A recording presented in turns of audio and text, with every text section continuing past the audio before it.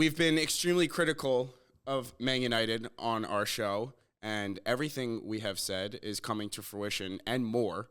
Thoughts first on the safety of Erik Ten Hag's job? All I can say is I hope he lasts another 3 weeks so that we get to play them with Ten Hag at the wheel, because it's what we've been talking about all fucking season. You think there's a chance they would get rid of him before the season ends? I think if they had lost this match in He's the FA done Cup, tomorrow? I don't think he even makes it to tomorrow. I don't think he has a press conference. That's an announcement right after the match. I mean, you're Manchester United. You're at Wembley. You're 3-0 up against Coventry City, who aren't even going to be in the promotion playoff in the championship this year. Yeah, I think he gets fired. I don't think he makes it down the fucking tunnel. Did you see his quote after the game? Yeah, I did. He's the biggest fucking complainer. He's never fucking taken any... We all deal with injuries. Yes, Manchester United have had a lot of injuries, but they also have signed multiple...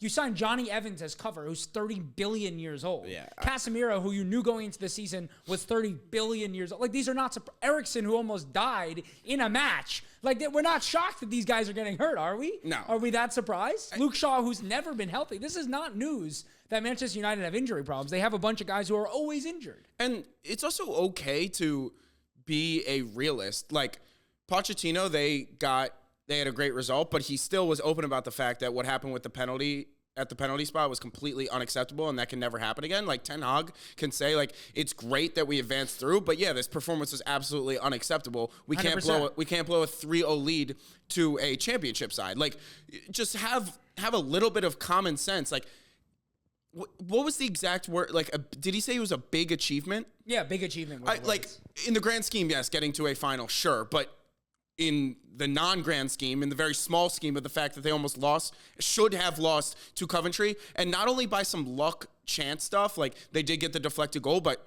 if you watch the match, all of second half and extra time, Coventry was clearly the better side. And did you see the thing where Ten Hag was like, we controlled the entire match? Oh, that was absolute and utter bullshit. I mean, yeah, the first half they controlled it when they went up 3-0, Right. But then the second half, you don't kill off Coventry by sitting back in a low block. They're fucking Coventry. Control the ball. It was get your absolutely possession-based players on the pitch, and you don't give up fucking 3 goals in the last 18 minutes. I didn't see the XG numbers, but they were creating chance after chance. XG gets all fucked up with penalty kicks. Yeah, true. The other thing with Ten Hag is he spends a whole post-game press conference complaining about penalties from previous matches. Every week he does this. Like, just focus on the one match where you blew a 3-0 lead and you luckily made it through. And yes, congratulations, you're in the FA Cup final. He talked about how big achievement we're in finals in back-to-back years. You're Manchester United.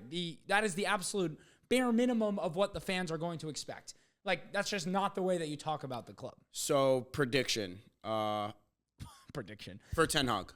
He's going to make it through the end of the year. Do you think he's their manager next season? Here's what I'll say. You watch the end of that penalty shootout, and you see the way that the rest of the team, nobody knew how to celebrate. They knew that the fact that I think they almost like wanted to lose because like they knew they deserved to lose. I mean, you have Højlund scoring the winning penalty and celebrating funny with the fans. He turns around and realizes nobody's coming with him. You have Anthony turning to the Coventry City players and doing one of these double ear cups. And then you have the rest of the players being so fucking embarrassed to even be associated with this As club. they should be. That's having some common sense. My closest friend in the world is a Manchester United fan. He texted me after this game.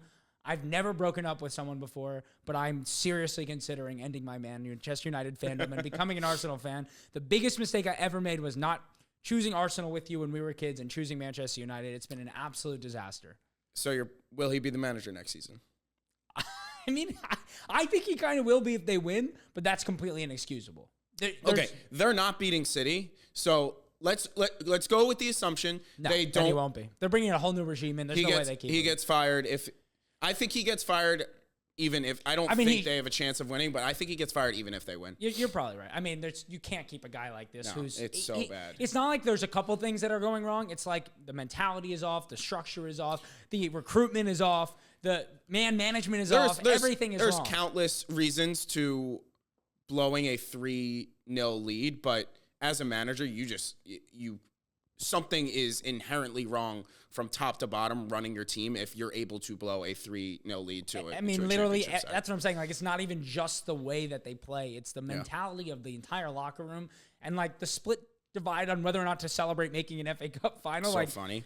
I would be so embarrassed to be a fan of that. No, fully. Even, like, during Arsenal's banter era, like, when we won big matches, like, the team was together and they wanted to win together. The issue was never a mentality thing in terms of do we trust the manager or whatever? Like we choked here and there for sure. But I mean, just seeing that is it's a little bit sad. Yeah. All right, moving to the other FA Cup match. Speaking of managers and complaining, did you think Pep's little rant About the scheduling? was valid? I think he's 100% right. 100%. I agree.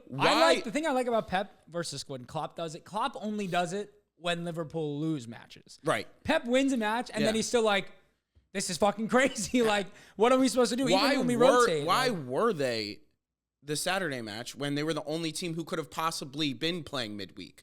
Like, I understand you probably have to schedule it out earlier, but they were the only team who had the actual possibility 100%. To be playing midweek anyways. How do you not make them the Sunday match? 100%. I thought it was completely warranted because people were like shitting on him that he was complaining about it. And I think to your point, Klopp gets a lot of shit when he does it because it's only when they lose. Yeah. Him doing, like, I think he's 100% right. And yeah, I actually thought it was really interesting also the way that he spoke about, I can't remember. I think Gary Neville, somebody asked him, like, why don't you rotate? And he was like, 2 years ago, we had to rotate to play Liverpool on the weekend after a big Champions League match, and they fucking killed us. Yeah. And so that's why we don't rotate. Right. And I think I want to segue this into the discussion about, it's been a big discussion this week about Arsenal not rotating enough. Their best players are playing 3,000 minutes already this season. And it's like, even if you have a great squad, it's not as simple as just a rotation. Like, you're playing in the hardest league in the world. You need your best 11 if you want to. And the chemistry is, you can't just throw 5 new guys, even if they're all equally as good. Yeah.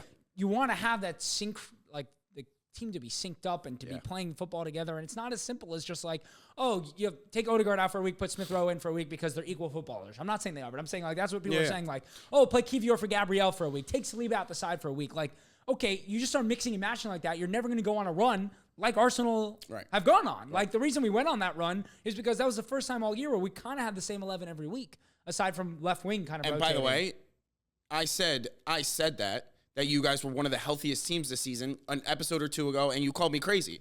No. You guys have consistently had... Well, because we had the best 11 available that but you can see in the 30 minutes that Thomas Partey came on, our best 11 has Thomas Partey in it.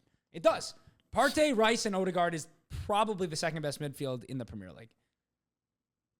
Okay. And I think, that's what I'm saying. If we had Partey the whole season, it's a different story. I mean, listen, we've been... How different could the story be? You're having a pretty good season. I think it's a little different. I think with that team, you have a little more chance to go at Manchester City and not have to play how we played. Like those kinds of matches. Those are the margins here. I mean, the margins are a point. If we don't win the league, it's going to be by a point. So maybe you regret playing for not a point against City's backup team. Not at all, because if we lose that match, then the whole thing is over.